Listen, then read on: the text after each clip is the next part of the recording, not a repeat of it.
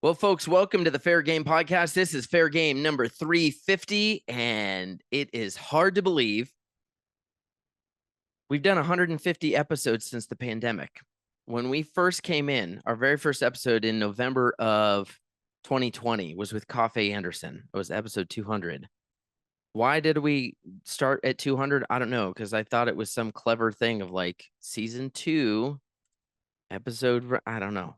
It just started at episode 200.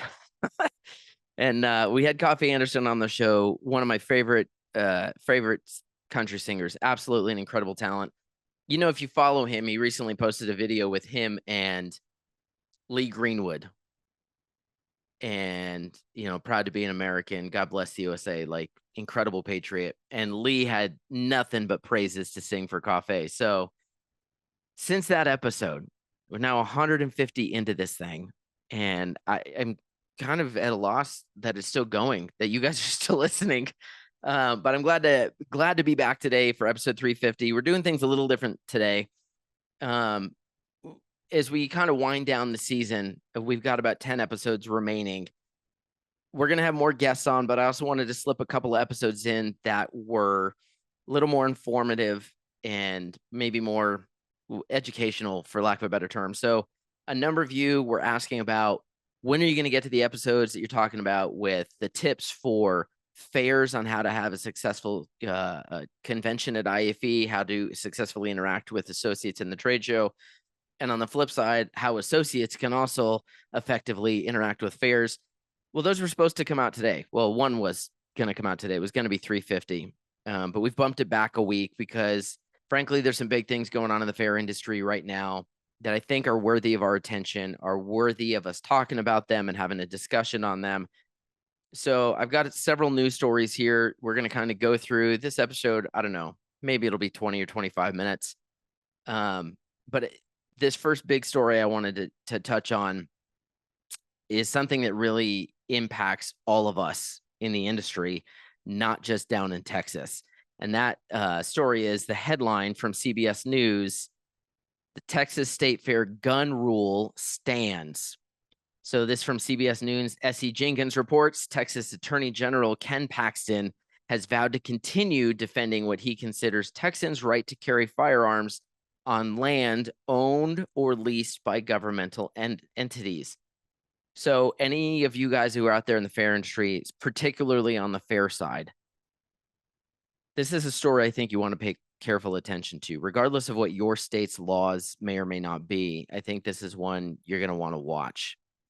The Texas Supreme Court ruled on Thursday night that it would not block a firearms ban instituted by the State Fair of Texas. AG Ken Paxton's office had sued previously, claiming that the city and the fair are violating Texas state law by prohibiting most people from bringing firearms onto public property.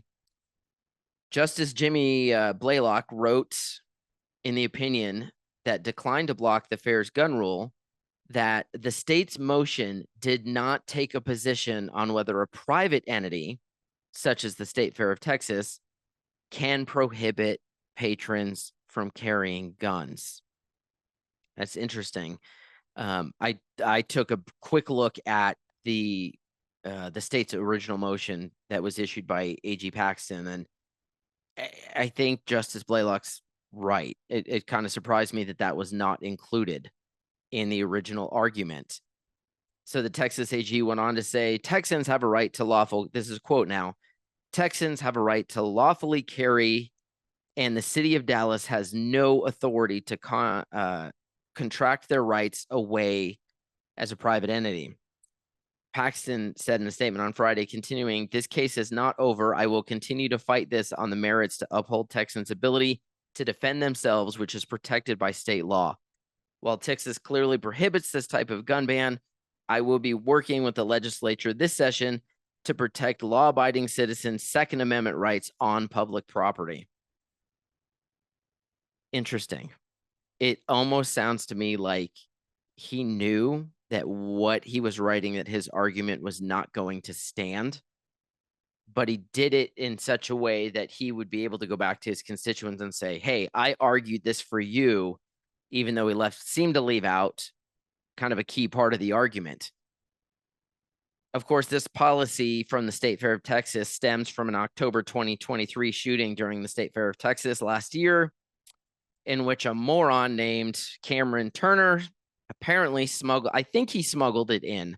I've seen a couple conflicting reports, but I don't believe he was lawfully carrying the firearm at the fair. If somebody from the State Fair wants, or somebody else who knows more on that, reach out and let me know in the comments if I'm off on that. But I believe he smuggled this gun into the fair and then, like a moron, got into a jawing match with a few other morons in which Mr. Turner, said that he feared for his life, and in self-defense, shots were fired. Unfortunately, surveillance video seemed to show otherwise, in which this so-called group of guys that were jawing back and forth with Turner, they didn't have weapons. They did, other than running their mouths. It doesn't seem like the surveillance video, at least according to reports from CBS News and others, it doesn't seem like they were actually a genuine threat. And luckily, the grand jury did not buy the argument either, and they indicted Turner on 3 counts of aggravated assault with a deadly weapon. Like I said, I think that AG Paxton's argument lacking the merit there may have been on purpose. It may have been intentional, and in such a way that he would be able to go back from the Texas Supreme Court and go back to his constituents, and particularly the Second Amendment supporters, who we know in Texas are plentiful, and be able to say, hey, I argued it, but the courts rejected it, and now we need to go to the legislature to kind of clear this up.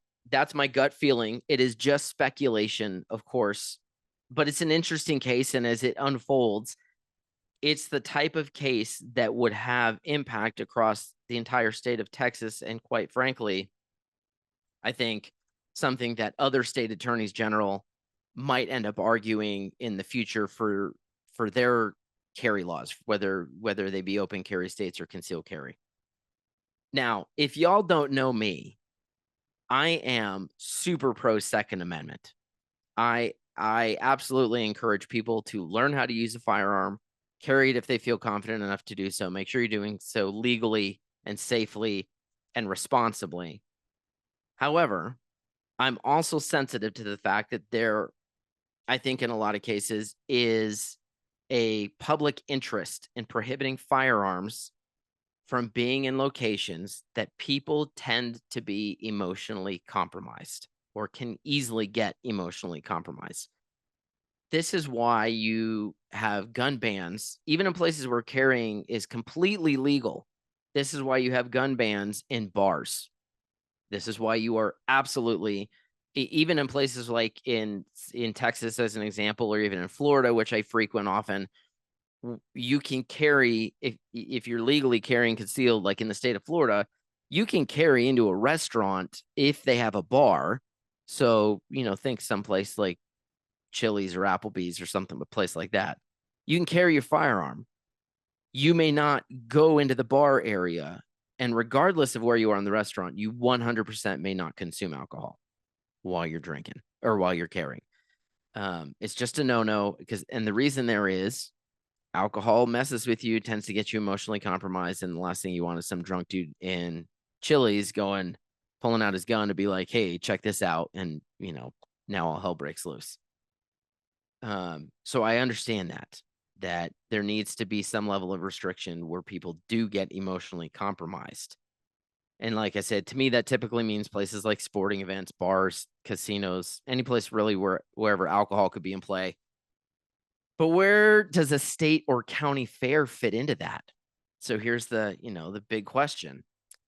Anyone who's been to the State Fair of Texas knows that, like so many of our fairgrounds across the country, it's not exactly in the best area of Dallas. Just like the New Mexico State Fair here in Albuquerque, is down in what we call the Southeast or the war zone.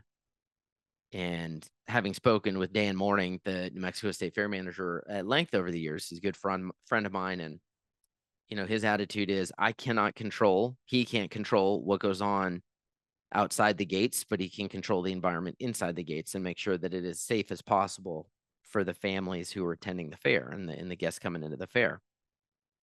But what do you do if you're a responsible father who wants to make sure he's capable of protecting his wife and children, not while you're eating a corn dog and watching the pig races, but when you're in the transitional space between the fair and your vehicle in particular?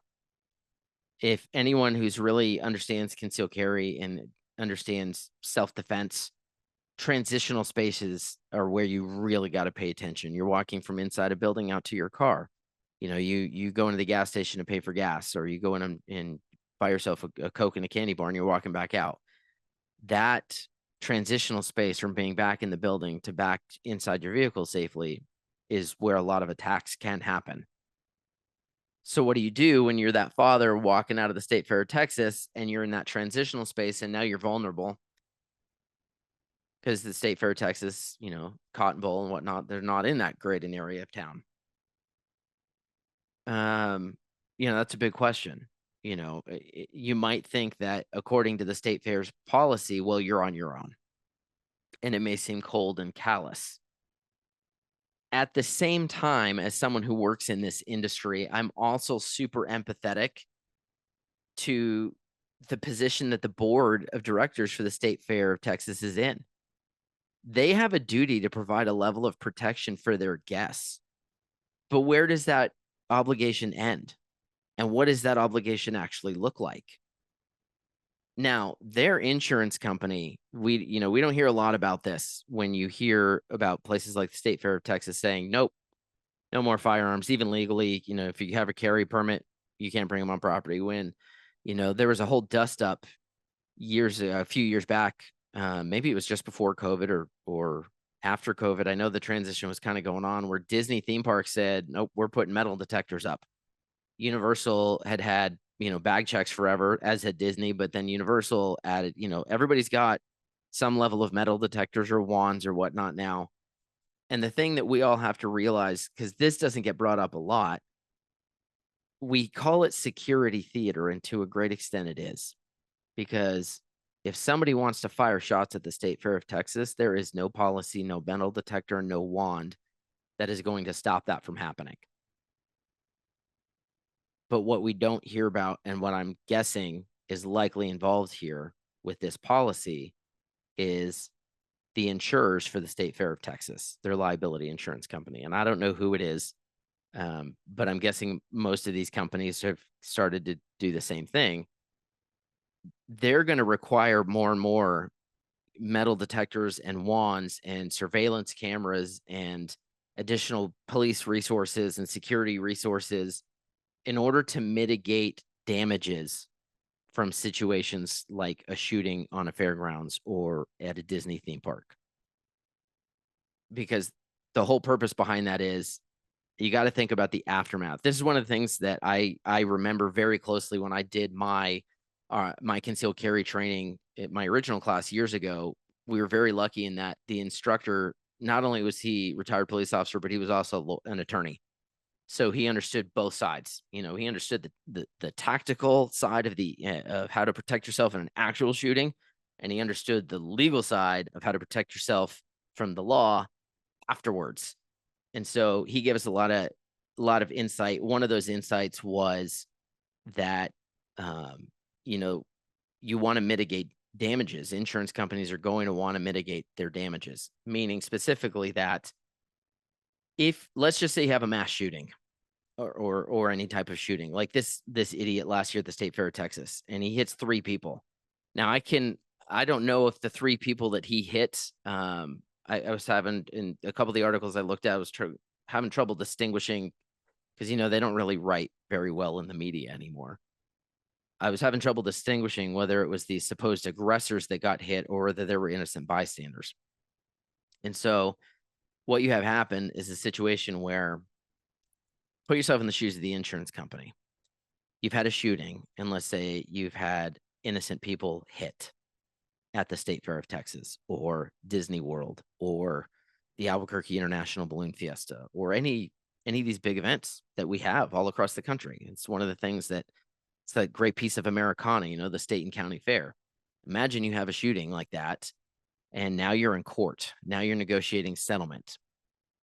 Do you want to be the insurance company that has to say, well, we knew it was a possibility. There's always some crazy out there willing to do something crazy, but we didn't do anything to protect the fairgrounds? Or do you want to be the insurance company that comes in and says, ladies and gentlemen, the jury, our client, the State Fair of Texas, did A and B and C and D and E and F. They had cameras, they had metal detectors, they had fencing up around the perimeter, they had security throughout, they had canine units inside, they had all these different layers and layers and layers of protection. Do you want to be that in that position, or do you want to be in the position of, well, yeah, we knew it was a possibility, but we didn't do anything? Because one is going to result in maybe a $2 million settlement. The other might result in a $50 million settlement.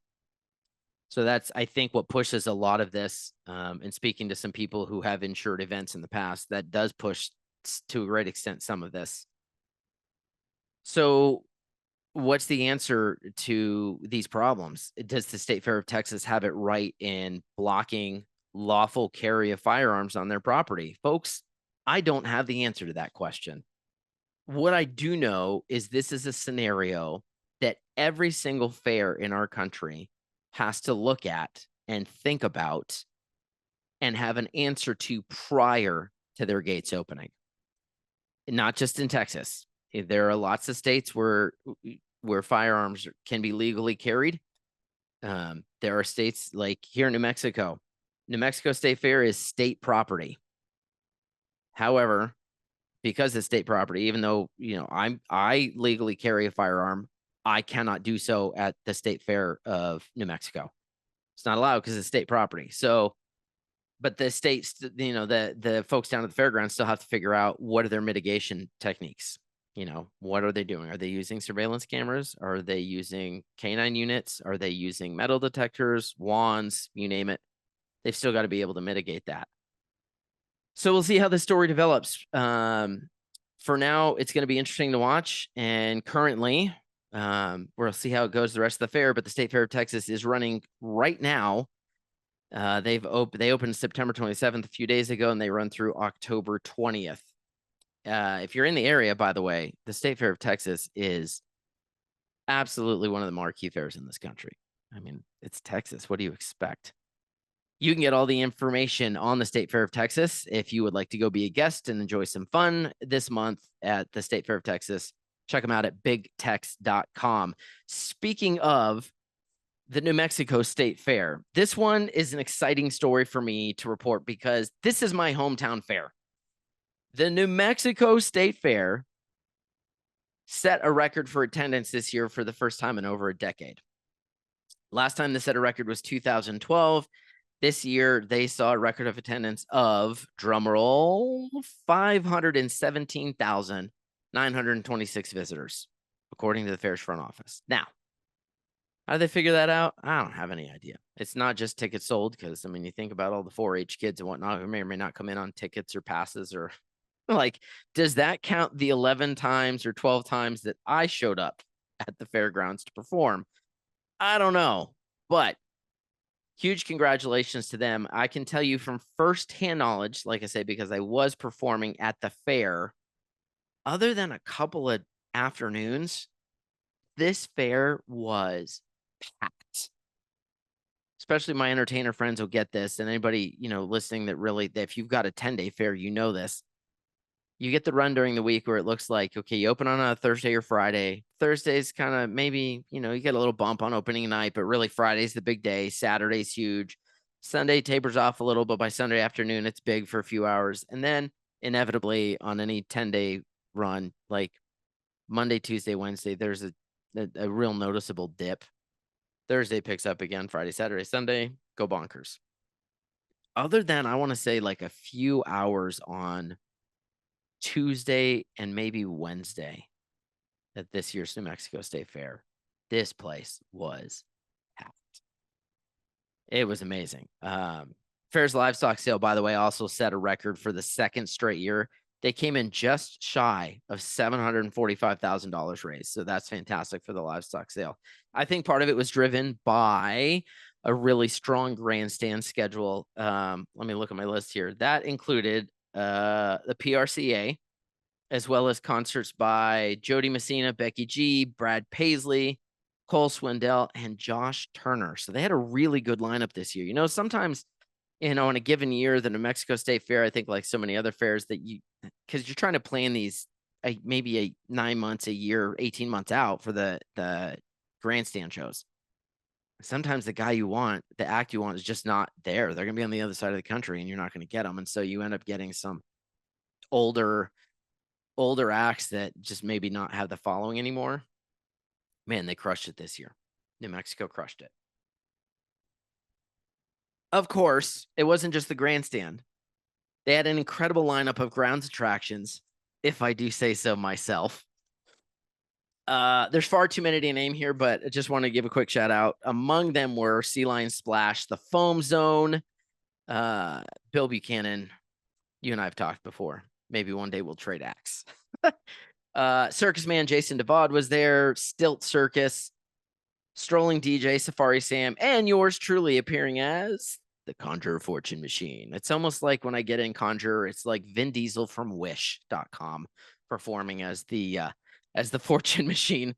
Those are just some of the acts I can kind of quickly recall, and I noted down earlier.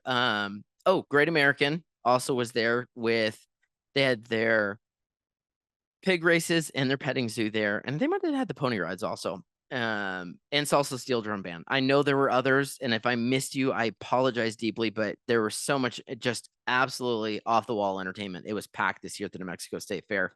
Fair manager Dan Morning and his staff, including Antoinette and Raina, did an absolutely amazing job. And just to put an emphasis on what they did, folks, the New Mexico State Fair is a state agency, and they receive a grand total, I believe, at last count, of $0 from the state.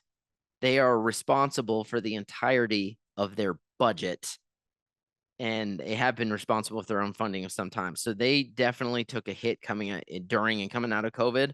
So it's been a steady climb out after the lockdowns, which was tough here in New Mexico. Our state was one of the, one of the kind of the hardest hit in a way, in that I think, if I'm not mistaken, we had the longest lockdowns. Everybody wants to talk about California, but I think our kids were out of school far longer than anybody else. And our events were shut down longer. We just had a much tougher climb out for the state fair in this case. And so it's just I think it's proof of what a great management team can do. And our congratulations to Dan and Antoinette and the team down at Expo, because they did an amazing job and they were rewarded with a record-setting year. Real quick, before I get into the big story of today, just a couple of reminders. If you're attending IAFE, your badge orders are due tomorrow, Tuesday, October 2nd. And you can, of course, get them printed on site, and IAFE staff is always happy to help with that. However, save yourself some time waiting in line and get your stuff done early. Make sure you're also keeping up on like deadlines for early bird for electric and decorating and things like that, because you all guys, we know the price of electric at every one of these conventions we go to is absurd. 2 days, $300, for 6 hours of electricity for 3 LED lights. Yeah, it's absurd. So make sure you don't end up paying more by paying late. Get that early bird order in. And now let's get to the big story. Hurricane Helene blasted on shore as a powerful Category 4 hurricane. What's so amazing to me isn't the damage this storm did in Florida with respect to all those who were at landfall, who were in the Big Bend area of Florida. I think when you have a storm this size and you happen to live, down very close to the water, you expect some, pretty catastrophic damage from a Category 4. But what absolutely blew me away is the video. And you can see some here.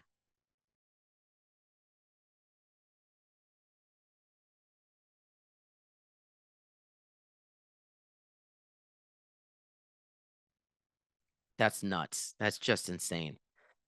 The storm decimated parts of Tennessee, Carolinas, and Georgia. In Georgia, the North Georgia State Fair, presented by Superior Plumbing, closed for several days due to the storm, but they were able to reopen on Friday evening.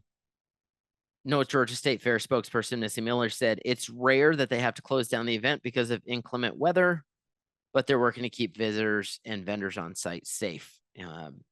Just reiterating that fairs, at the end of the day, you got to make sure everybody's safe on your grounds. When you've got thousands of people in one spot, you got to make sure that the grounds are safe for them.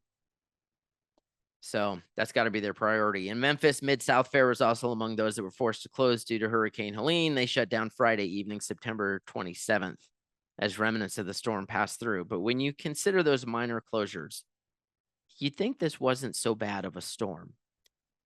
But this is a storm that, according to an AP report earlier today, again, this is Monday, September 30th, nearly 100 lives have been lost, confirmed dead across North Carolina and the Carolinas, Tennessee, Georgia, Florida. And Governor Roy Cooper in North Carolina predicts the death toll will rise as rescue and recovery teams reach isolated areas. I saw a post on X earlier. I'm a little hesitant to repeat it, but take this with a grain of salt until anything gets confirmed. But as I understand it, in some parts of Tennessee and North Carolina, there's still close to 1,000 people missing. So this could get a hell of a lot worse before we know anything, before it gets better.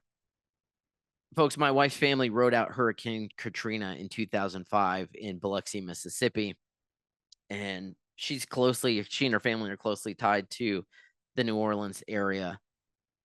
Officials were finding bodies down there for weeks and weeks after the storm. So sadly, I think Governor Cooper's right. The death toll is going to go up.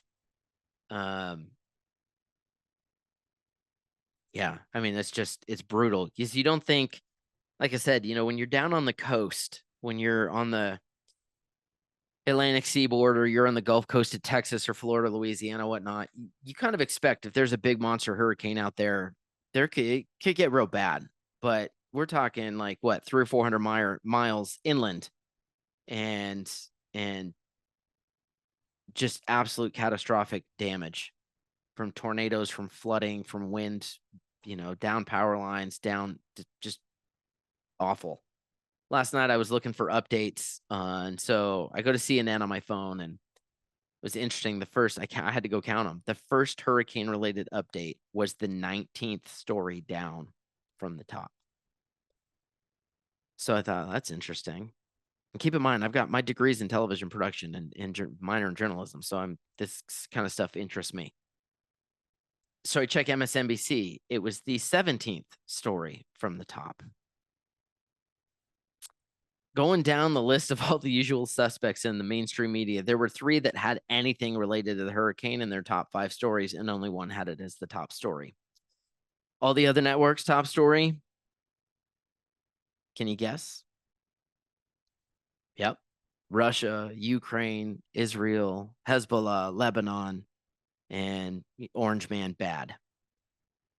What is it with our frickin' media that loves war more than they love the American people? I don't have an answer for that. There's a reason I got out of TV news so many years ago, because I couldn't stand it. I could not take the garbage, even in market, whatever market, when Market 40 or whatever Albuquerque was at the time. This would have been like 2004 and 5, maybe early 6.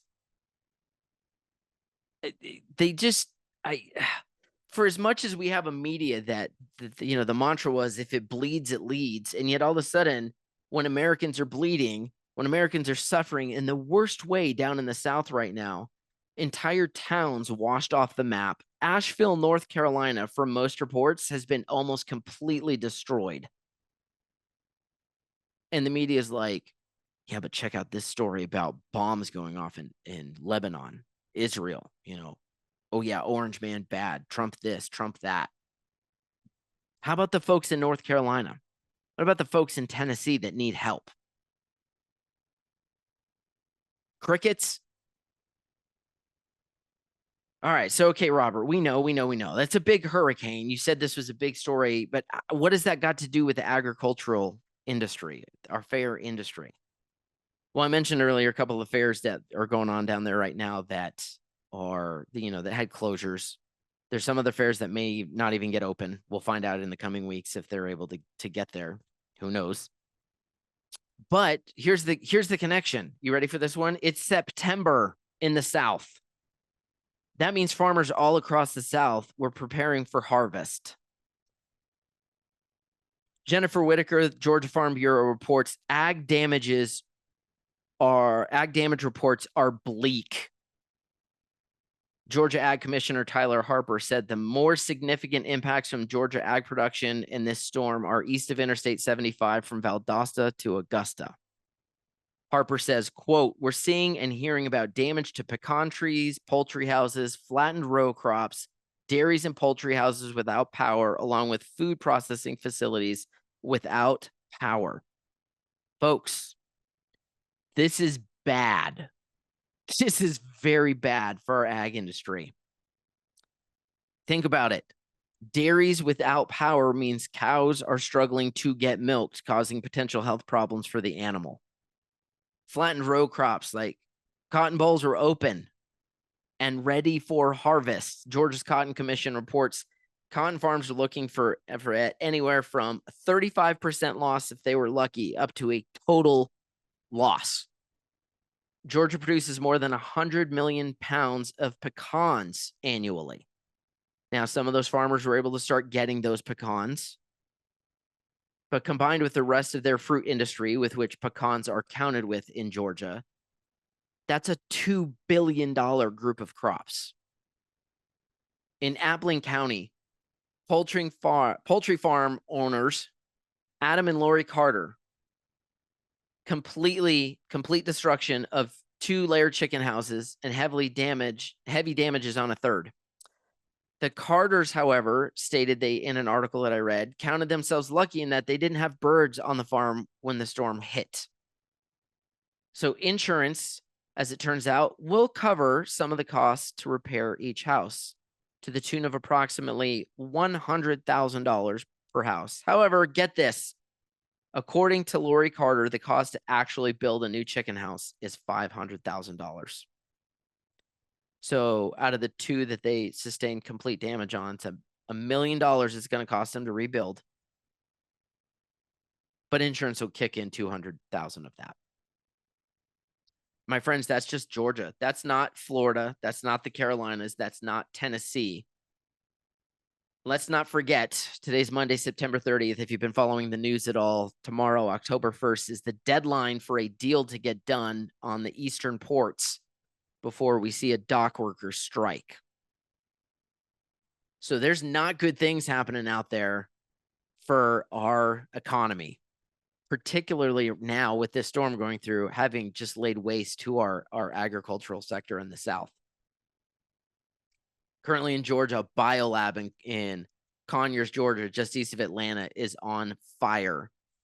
According to reports earlier this morning, 17,000 have been evacuated, with nearly 90,000 under a shelter in place as this biolab burns to the ground and chlorine gas has been detected in the air. Sounds fun, right? Why don't you go for a nice walk with the wife and kids? This is not good. Meanwhile, President Biden says no more resources for hurricane disaster because they already pre-planned a significant amount of it. Roll the tape. Are there any more resources the federal government could be giving them? No, we have pre-planned a significant amount of it, even though they didn't ask for it yet. Hadn't asked for it yet. I wonder if it'll be anywhere close. All those resources will be anywhere close to the extremely generous $700 they gave Lahaina residents who lost everything when Maui burned to the ground. Don't worry, folks. We got hundreds of billions going to Ukraine, so the Ukrainian farmers at least will be taken care of. Georgia and these other southern states are getting their asses kicked right now. And I got to be honest, there is a feeling of helplessness while I'm sitting here in New Mexico recording a podcast. You know, I remember watching my wife and her family go through the process of recovering from Hurricane Katrina almost 20 years ago. And it was heartbreaking to see. And seeing all these videos of devastation, it brings back some very difficult memories. So there's a lot of people in our fair and agricultural industry who have been absolutely crushed by this storm. We're praying for all of you that were impacted. You know, we're praying for you, and I hope that, folks, I know there's an election come up, and I want to be careful to not be like get all partisan hackery on the show here. I want to make sure that it's still a place where everybody, regardless of your political persuasion, that you guys can come and listen and be included and be represented and be a part of the fair industry here on this podcast. But it certainly feels like, because we've got a massive, like, major election coming up in 5 weeks, that, oh yeah, a huge disaster. Well, let's do our best to keep it out of the news. And, you know, maybe the president does something, maybe he doesn't. Vice President Harris seems like she's super busy on the campaign trail. You know, God, it almost feels like, you know how when someone's about to retire and they're using up their sick leave, it feels like that's what's happening in America right now, that our CEO is just using up the rest of his sick leave. And, you know, come January, see ya, he's out of here. So we're in a bad way. We're in a rough way.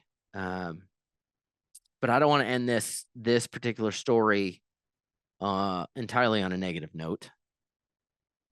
In particular, I want to take a second to recognize America's line workers. These people are courageously facing perilous conditions to restore power to communities all across the South. There are still millions of people without power.